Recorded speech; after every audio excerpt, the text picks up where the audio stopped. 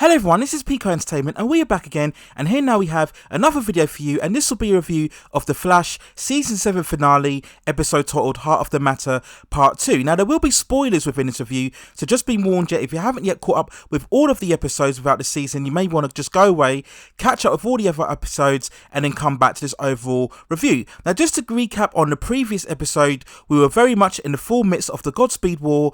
We saw the emergence of both Nora and Bart Allen from 2049 come in to assist within the battle. We also saw the return of John Wesley Shipp as Jay Garrick from another Earth, who was captured by the drones and held hostage in exchange for Bart. We also saw Joe and Kramer witness people fleeing from the Godspeed drones, causing chaos within the city, and Barry entered August Hart's mind in a last-ditch attempt to stop the Godspeed War. Now my overall quick overview of this finale is that as a finale episode, it certainly had plenty of action, spectacle and effects. There was a sense of jeopardy and high stakes. They did stay true to the story, and they didn't tangent away too much from other B plots that took away from the main overall plot. This is what I think was a very big weakness from the Season 7 overall.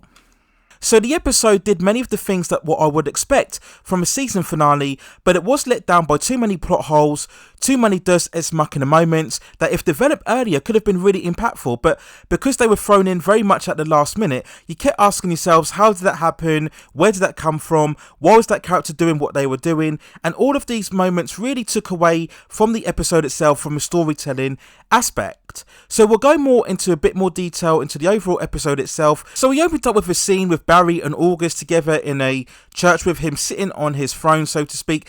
And we get a sort of origin story where we learn that August was trying to perfect the velocity formula, but he could never generate enough speed. So he essentially orchestrated the Godspeed War in order to draw Flash out and help him gain organic speed.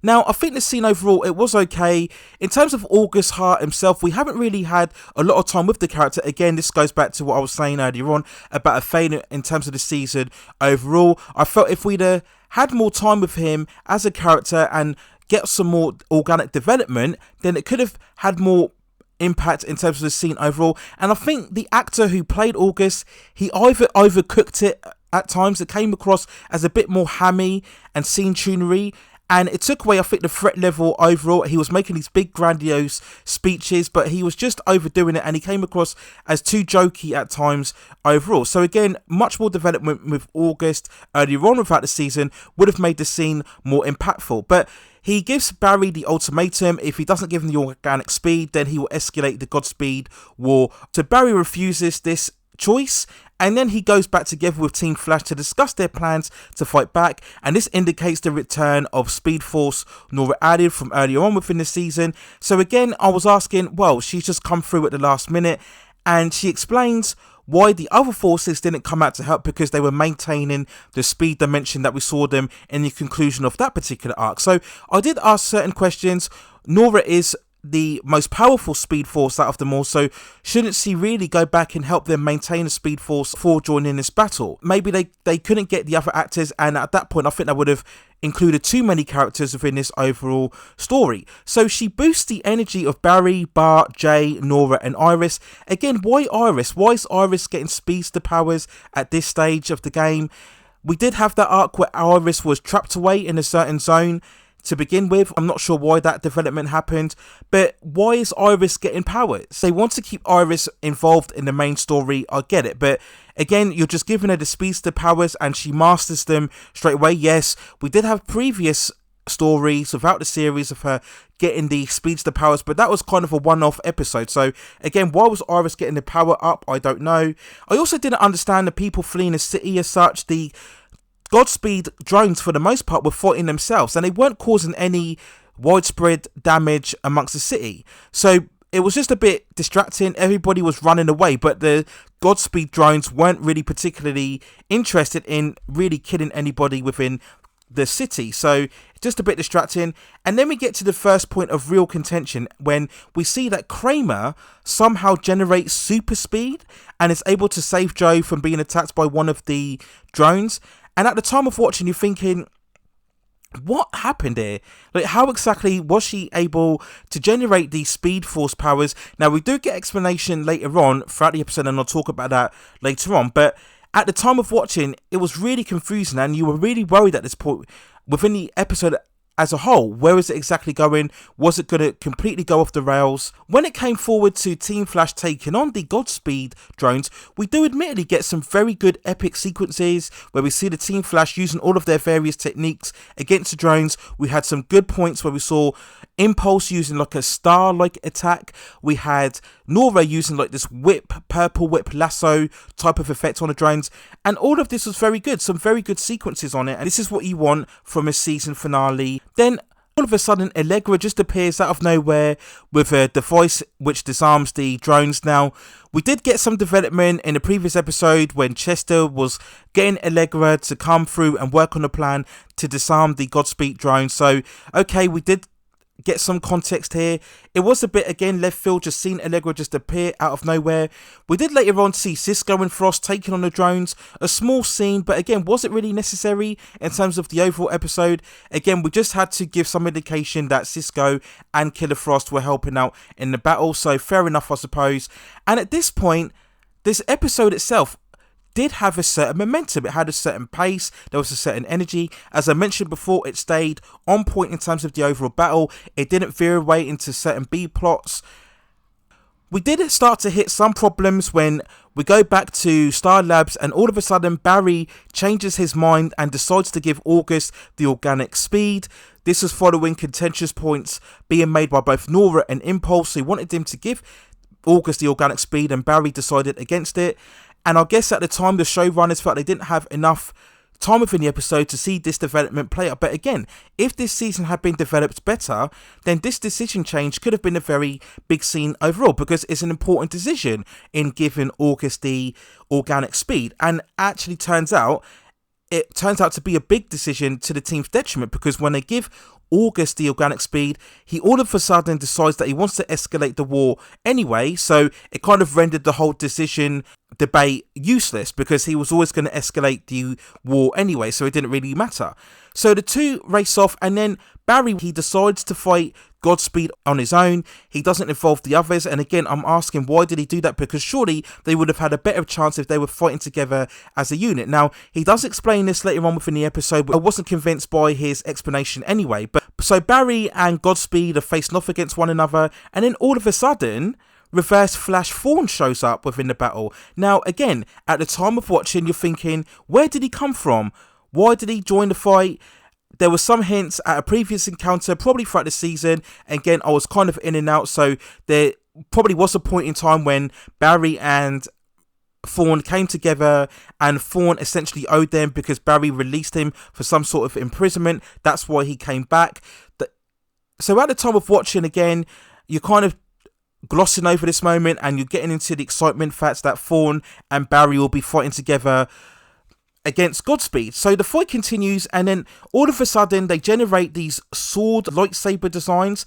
Now, this is a point of contention, and I've seen a lot of people mock this event online, saying it resembles very much the lightsabers from Star Wars. Now, it didn't matter too much in terms of the overall episode itself, and the actual fight was actually a well choreographed sequence. The only issue I think that people are taken with is that we've never seen this before, so it was very inconsistent in terms of the various battles that we've seen amongst speedsters. For the most part, when we see fights in terms of speedsters, it normally involves running alongside buildings, consistent mostly of punches and kicks. So to all of a sudden see them waving around these lightsaber speed swords against each other just seemed really out of place. And yes, it did very much reminisce the fights that we saw within the Star Wars movies. The battle continues and then ends when Thorn stabs and kills August, and then Thor goes on to strike Barry, which is consistent in itself because we all know that's the driving motivation behind Thorn as a character. But Barry evades him and then acknowledges that he's far more faster. Again, this is probably a result of the energy boost that he received from Nora, and then Thorn proceeds to speed away, and we assume that he will come back later on in some capacity and fight Barry another day. Essentially, that's it. That's the end of the Godspeed conflict. They defeat Godspeed, and then we started tying up everything nicely towards the end of this episode We do get the explanation as to why Thorne came back. Nora and Iris explain that they tapped into the negative Speed Force in order to bring him back. Now, again, had we developed this idea further on, this could have been a very interesting dynamic when instead of having certain filler episodes throughout this entire season, we could have spent an episode concentrating on Iris and Nora going back to the negative Speed Force and brokering some sort of deal with Thorne. If they released him from a certain imprisonment, then he would come back and help them overall. So it would have made that scene far more impactful. And once again, it didn't make sense why Barry fought Godspeed on his own to protect the others, perhaps, but he knew their chances would have been far better if they had worked together overall. He gave some explanation as the fact that Thorne would have fought all the way and that he wouldn't have killed Barry because that's what he wants to do himself. So that's what gave them a better chance. I wasn't convinced by that explanation, to be honest, but this is really at the point of the episode where they were just winding down and just wrapping everything up in a nice little bow.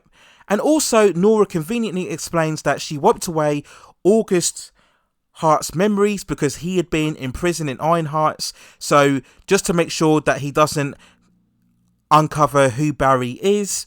Fair enough, at this point didn't really matter too much. And then we come to the other big revelation that really was another failing of this entire episode, where we catch up with Joe and Kramer back at his house, and then it's revealed that Kramer is actually a meta. She's now able to exhibit speedster powers, as what I mentioned before, because she's able to mimic the powers of any metahuman that she comes into contact with. So again, at the time of watching, like, what? This doesn't make any sense at all. They threw this development in so late in the episode that they had literally no time to explore it. Now, this could have been potentially a very interesting part of the whole Kramer arc. As we all know, she was pursuing her brother, and the driving motivation behind her character was that she felt that the metahumans killed her brother. That's why she was hunting them down. So we could have had a very interesting passage of play while she was pursuing Killer Frost. Maybe in some sort of ongoing battle between the two, she finds out herself that she can mimic Frost's powers, and that's when she discovers she's a metahuman. And then we could have proceeded even further, where we see Kramer get corrupted by this ability. She goes off the rails, she starts killing metahumans, and that's when Team Flash have to band together and stop her. That could have been a very interesting arc. So you really could have made Kramer another antagonist throughout this season, but they didn't do that. They just have come to this discovery too late in the game, and at this point I didn't really care, you know, whether she's got powers or not. She just goes away, she's going to leave the police force, so obviously this will enable Joe to reassemble his position within the police force. So you kind of at this point, what was the point? Who really cares at this stage? So just another undeveloped scene that they could have really maximized a lot more if they developed it earlier on throughout the season. So everything ends happily at this point. Barry and Iris decide to renew their vows. Why, I'm not sure. And then Impulse sings at the end, good or bad, depending on how you think his singing is overall. The wedding itself was a very much of a prolonged sequence, and again, I would have preferred if they would have condensed this scene down and had we got much more scenes in terms of developing the other big reveals throughout the entire episode. And then the finale ends there. No end credit singer at the end, just Barry and Iris happily married. Now, I believe this is the first time that we haven't had an end credits stinger throughout this entire series, and the cynical person in me kind of felt that maybe they weren't sure during filming as to whether they were going to get a season 8, so they went for this much more happy ending, because like I said before, there's always the cliffhanger for all of the CW shows, because you want to get people interested to what will happen for the next season overall. But I'm pretty sure we'll get a trailer or some sort of revelation in the next upcoming months where they're going to take the season going ahead for season 8. So that's it really in terms of finale. As I mentioned before, lots of action, lots of spectacle, but it was really let down by bad writing and really highlights the flaw within the overall season. And I will talk about the season overall in a overall season review that I will upload shortly after doing this review. I always do this within CW shows, so we'll have a much more extended discussion as where I think they went wrong in this particular season. So that's my overall summary and review of The Flash Season 7 finale. Let me know what you think in the comments below. Where did you think they went right, and where did you think they went wrong overall in terms of its overall episode? How do you think it compared to previous finales throughout the series? I think it was probably better than the Season 5 and the Season 6 finales overall, both both of those were flawed and this was flawed as well. But let me know what you think in the comments below. Please also hit and like those subscription and notification buttons so I can provide you with more high quality content in the future. You can check out more reviews of The Flash as a show within the channel, and I will leave some links within the description. But that's it for now. Take care of yourselves, stay at safe distances, and I will see you very, very soon.